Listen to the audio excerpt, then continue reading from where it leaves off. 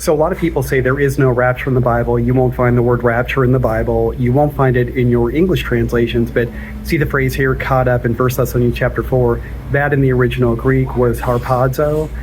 In the 4th century, a guy named Saint Jerome penned what's called the Latin Vulgate, and Jerome translated the word harpazo into the Latin rapiemer, which is where we get the English word rapture. So there it is right there. So 1 Thessalonians 4, this is our quintessential rapture passage.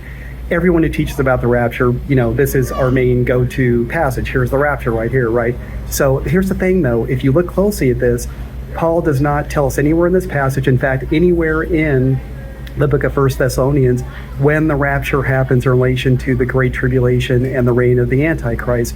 So we cannot derive or conclude the timing of the rapture, pre-tribulation or post-tribulation, based on our quintessential rapture passage, which makes no sense. Like, why wouldn't Paul tell us when does it happen, right? He just tells us about the event, because Paul is actually quoting directly from Jesus, all right? So in fact, Paul himself says this right here in this passage. Look at this verse here, the verse 15, I have it highlighted. It says, "For this we say to you by the word of the Lord." Who's the Lord? It's Jesus. Paul himself is saying, to the Thessalonians, I'm quoting Jesus here, right? So let's look at what he's quoting. It's very, very simple to figure out. This is Jesus' words in Matthew chapter 24. So we're comparing 2 verses of Jesus to 2 verses of Paul's passage, specifically the 2 that, deal with the rapture. And look at this. Look how many details they have in common. How many details? All of them. It's the same number of details in both of these passages, just 2 verses each. 6 details, that's a lot. Each detail is highly unusual. Jesus showing up in the sky, everybody sees and hears, accompaniment of angels, sound of a trumpet, the dead in Christ rise, right? And then the rest of us are gathered together to meet them. I mean, come on.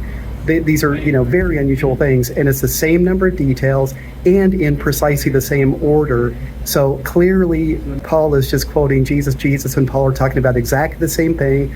Paul's not inventing a new doctrine with 1 Thessalonians 4. But here's the thing. So here's what gets people. So listen, no judge or jury on earth would say, look at these 2 passages and say, oh yeah, these are 2 different events. Same event, but here's the rub. One more verse in Jesus' passage, verse 29. Jesus says immediately after the tribulation.